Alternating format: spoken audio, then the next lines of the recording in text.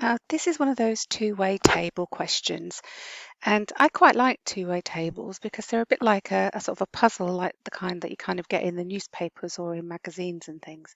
So I actually think they're quite fun and quite logical to me. So how would you approach this?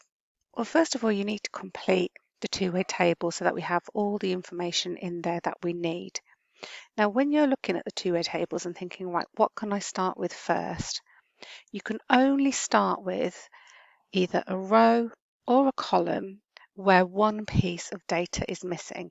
If there are two pieces missing, then you can't work out what these are. But if there's only one piece missing, then you have enough information in the row or in the column to be able to work out what's missing. So let's start, say, with this square here. So we know that this square, and this square have to add up to 54. And we know what this one is and this one is. So if we add them together, then we have 29.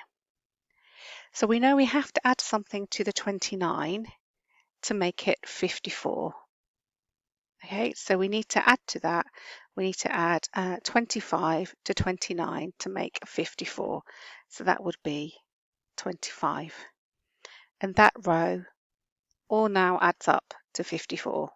So now we can carry on and we can say we can either start with this one, or we could do this one, or we could do this one, because we only have one piece of information missing from this row, or this row. Sorry, columns, not rows, these columns here. Okay, so say if we start with this one. So something and 15 equal 37. So we need to work out what is the missing number. So 37 take away 15 will give us what the missing number is here.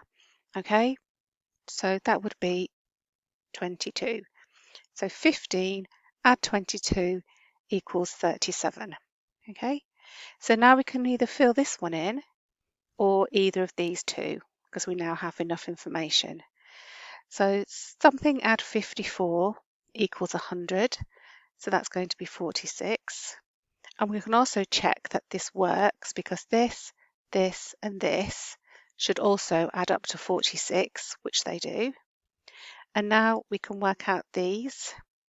We can't do this one because we've got two missing here, but we're going to fill those in by working out these.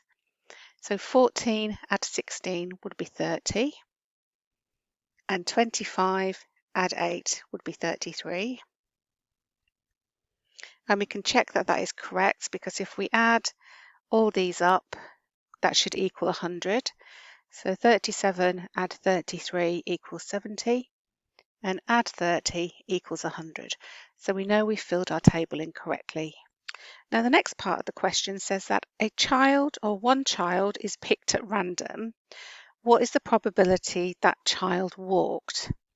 Now when it says one child is picked at random, what is the probability that child walked? That is out of the whole group of children.